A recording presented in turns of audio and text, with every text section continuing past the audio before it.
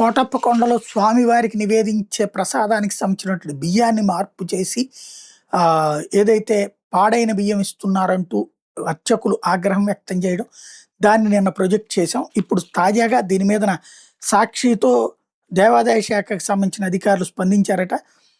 EO Chandrasekhar వివరణ ఇచ్చారట. ఆలయంలో గురువారం ఆయన విచారణ చేపట్టి నైవేద్యం తయారీకి ఆలయం నుంచి అందించే బియ్యం నాణ్యతను పరిశీలించారు. నైవేద్యం తయారు చేసే పరిచారికతో పాటు అర్చకుల నుంచి వివరాలు సేకరించారు. ఆలయం నుంచి అందిన బియ్యం కాకుండా ఇతర బియ్యాన్ని నైవేద్యానికి వినియోగించినట్టు గుర్తించారు. భక్తులు ఇచ్చిన బియ్యం కావడంతో నాణ్యత పరిశీలించకుండా నైవేద్యం తయారు చేశారని ఈవో తెలిపారు. నైవేద్యాన్ని సిద్ధం చేసిన తర్వాత నాణ్యత లేకపోవడం దాన్ని పక్కన పెట్టి మళ్లీ తయారు చేసి స్వామివారికి సమర్పించినట్టు చెప్పారు. నైవేద్యం తయారు చేసే పరిచారిక నిర్లక్ష్యం వల్ల వివాదం తలెత్తినట్టు వివరించారు.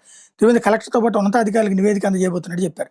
స్వామివారికి నాసిరకం బియ్యంతో నైవేద్యాన్ని సమర్పించడంలో పరిచారికి చేతివాటం ఉన్నట్టు తెలుస్తోంది. ఆలయ అధికారులు స్వామి నైవేద్యానికి ప్రతి నెల బియ్యం అందజేస్తారు. ఈ నెల 2ను కూడా క్వింటా బియ్యాన్ని అందజేశారు. పరిచారిక బియ్యంతో కాకుండా ఇతర బియ్యంతో నైవేద్యాన్ని తయారు చేస్తున్నట్టు ఈవో విచారణలో వెలుగు చూసినట్టు సమాచారం. ఇప్పటిదాకా 10 కిలోల బియ్యం కూడా ఇందులో వినియోగించలేదు. విషయాన్ని గుర్తించిన ఈవో దీని మీద పరిచారికను ప్రశ్నిస్తే పొరపాటు జరిగిందని ఒప్పుకున్నట్టు సమాచారం.